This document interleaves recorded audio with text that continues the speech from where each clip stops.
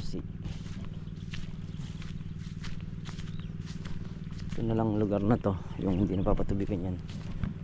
Pero kahapon namatay daw yung makina, hindi na napaandar ni Meltong Vlog.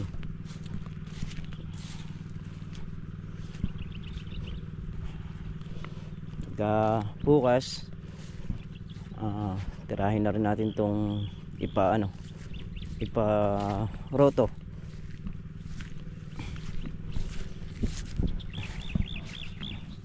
Ito patik-tik na, kaya pwede ng paroto to bukas.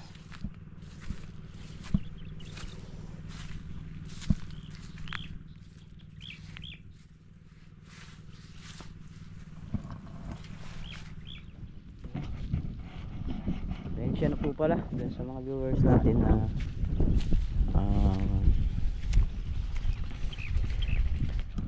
nagkukuhan sa atin yung pinagpapahinga tayo.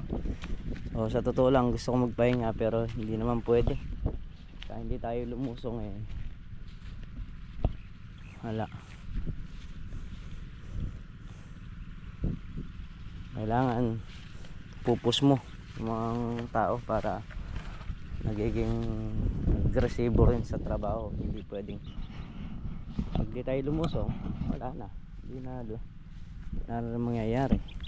Kaya kailangan lusungan talaga natin kahit na masama pakiramdam, may nararamdaman. Sabi ko nga po sa inyo, basta kaya ko lumusong, lulusong ako lang po. Kaya lang talagang kuminsan napapahingan naman tayo pagka talagang medyo sagad na.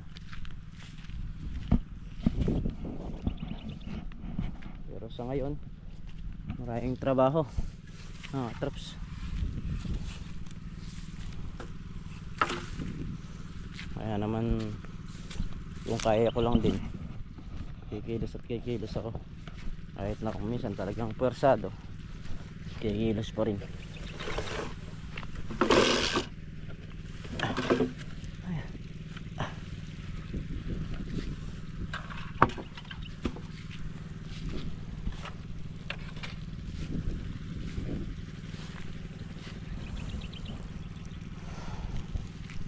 Yun nga palang mga kalamansi sa baba,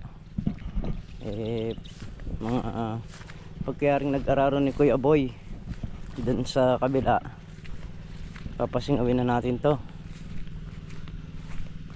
Ayan yung kabila na yan, kasi nakasaksak na rin ng patabayan.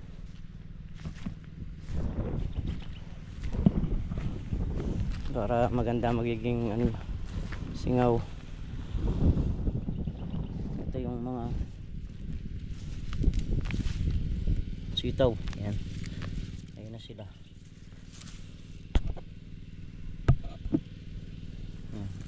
Tubo na.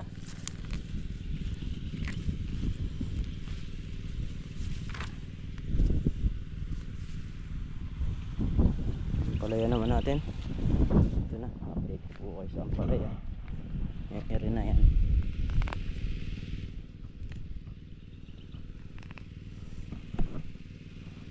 Po ang palaya natin.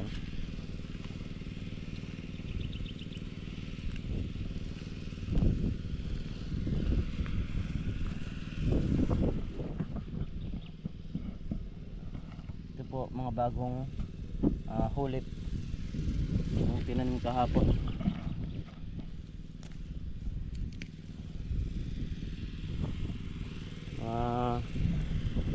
Malamig pa yung panahon, kaya kung mapapansin nyo yung mga dahon nila ganito itsura. Ayan. Dahil po sa lamig pa ng panahon. Ayan. Ayan. Yan naman po, habang malamig pa hindi natin isasampayan kasi nga pwedeng mamulugan yan, so hindi na magbubunga. Hayaan lang natin, lalapag muna sa baba. Sasampa natin yan pagka medyo wala nang ganong hangin na ganyan. Ayan yung mahangin, no? Sobrang lakas ng hangin, ayaw na ayaw po ng ampalaya yan.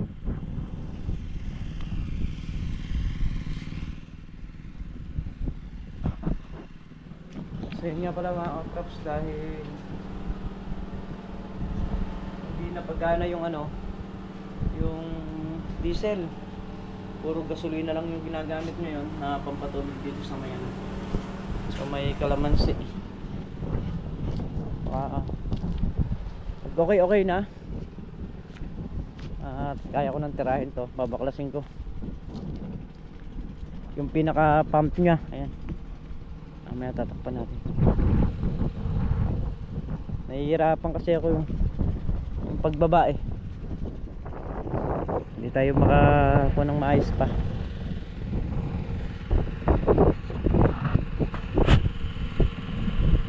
Si Meltong Vlog yung nakatutok doon sa Robin, kaya nagpapatubig doon. Papunta na rin dito, halos yung taas na lang na yun yung pinapatubigan, pero sa palagay ko hindi pa rin makukuha ang mayari ngayon. Robin lang yung gamit at patatabaan pa rin yun. Ayan, ayun pa yung pataba na nasa 1 bulto pa. Punta tayo dito sa may talong, testing natin gambol.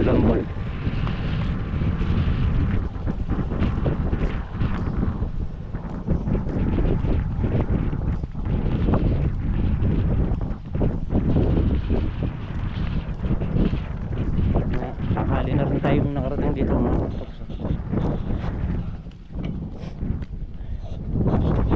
Nasa tayo dito 11 na siguro.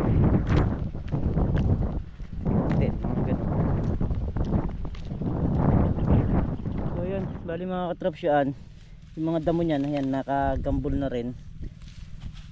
So bukas malinis na yung dice na yan, nilito na yung talong nyan. Yan, gagambol tayo rito para makabawas-bawas tayo, no?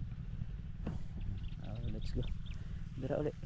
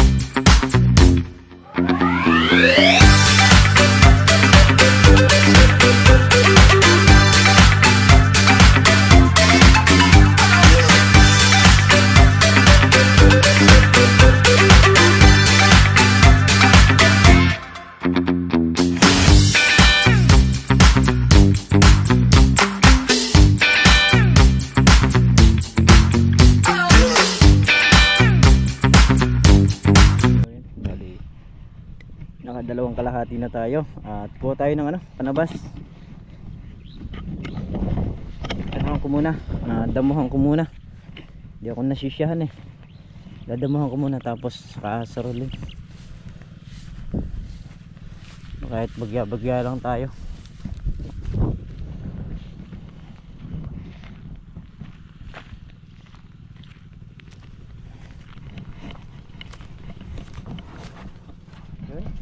Sa bukid talagang nakatubig ng mga Kalamansi. Ito na lang lugar na to yung hindi napapatubigan yan. Yung kahapon namatay daw yung makina, hindi na napaandar ni Meltong Vlog.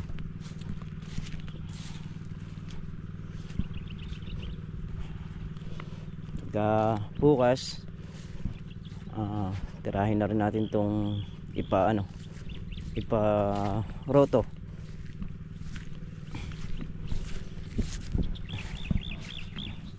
Ito patik-tik na, kaya pwede ng paroto to bukas.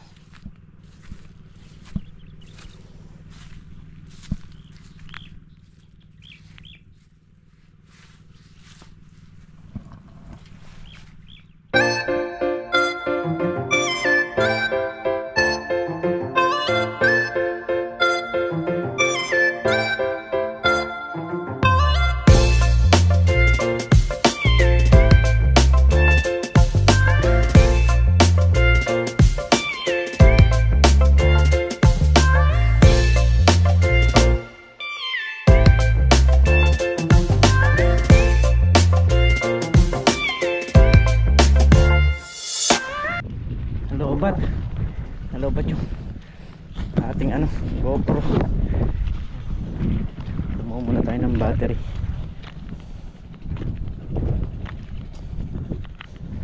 Mas maganda yung proseso ngayon. Magagambulan ng maayos dahil nakalitaw yung puno ng talong. So, tinignan natin kung saan yung proseso na mas magandang tingnan. Ending ano, ang una nating mga ginambol is ayan, dahil naglanta na yung damo, kita na yung talong. Ayan, so hindi ako nasyahan sa ganyan, kaya ito yung ginawa natin, ganito. Ayan, makadayos na. So mabilis lang din naman siyang gambulan pagka nadamuhan na sa tabing puno. Basa-basa pa yung lupa rin. Mabilis tumaas ng damo. Pero pag nagambulan natin ulit yan, gagaras katirik ulit yung pagitan yan para luminis.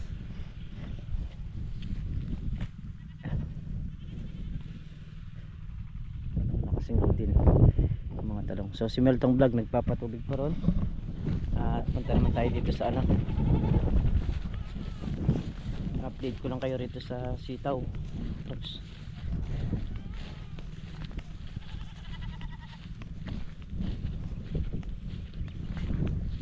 Kaya ibig sumpungin, stop. Ay naka, nararamdaman mo naman eh kaya kung halimbawa meron kang ganito yung almoranas, mararamdaman mo siya.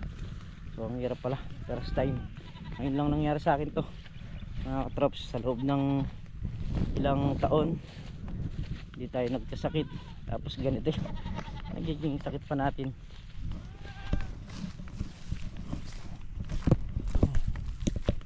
Ayan yung mga atis, yung mga buko.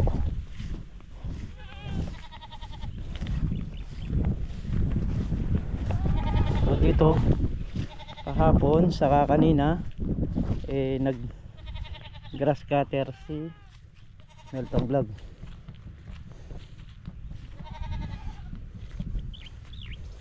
Lupato, ay patubigin na rin mga katrops. Kailangan na magpatubig dito.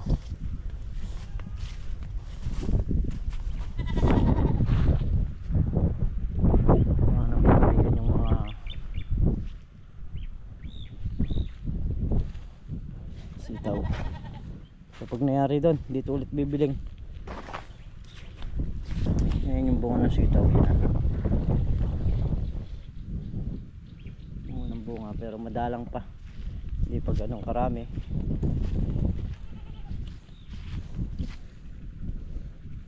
So may pa-spray. Kailangan ma-spray ito mga traps.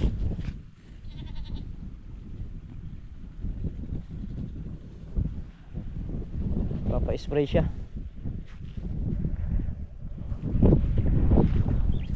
Hindi ko lang alam kung nangyari na ni Meltong Vlog to, kasi nga doon siya pumunta sa may patubigin. So meron pa sigurong hindi natapos dito, kaya kagaya nito hindi pa yari na madamuhan. Ilang butas pa to sa ayun yung dulo, dalawa. Konti na lang pala, putol-putol na. Tatlo, apat, pati yung isa, apat na dice na putol-putol na yung di na lang tatapos dito.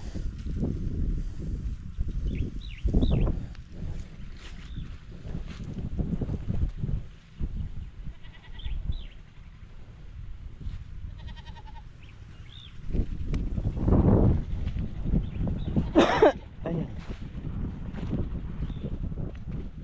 meron ng madalang na bungang nakalabas.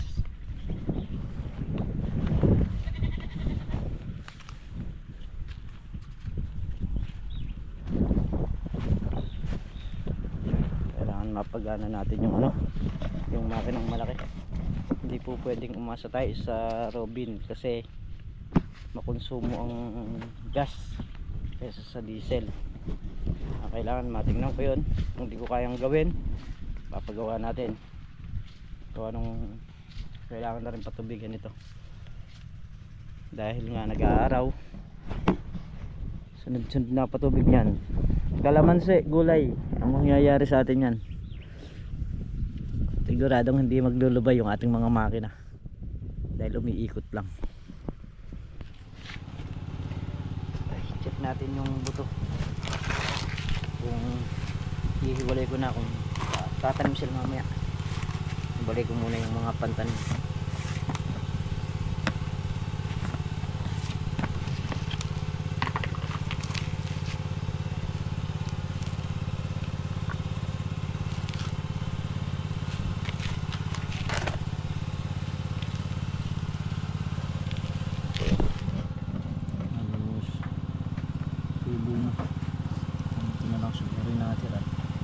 Meron dito yung pang dati natin buto.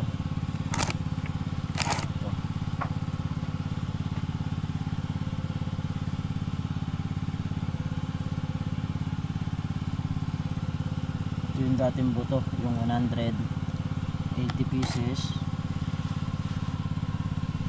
Wala na, talagang wala nang tumubo. Ayan, nagpuro sibak na. Bulok na yung pinaka-atay niya.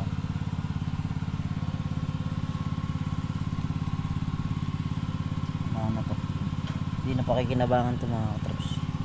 Ito na lang. May mga pantanim na mamaya itatanim na nila. Takpan ko muna para mamaya makakako nila itanim. Ito na lang, yung isa wala na.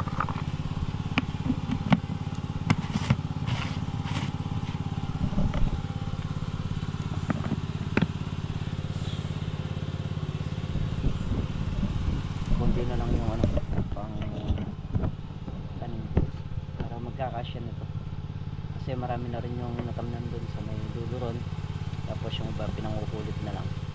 So ayan mga katraps, yun nga yung ginawa natin sa bukid ngayong hapon, lusong natin. Ayan, so muli po mga katraps, maraming salamat po sa inyong lahat sa walang sawang suporta nyo, sa pagmamahal nyo sa channel namin. Ayan, ingat po kayo palagi sa noon po kayo naroon mga katraps. Bye bye po sa lahat.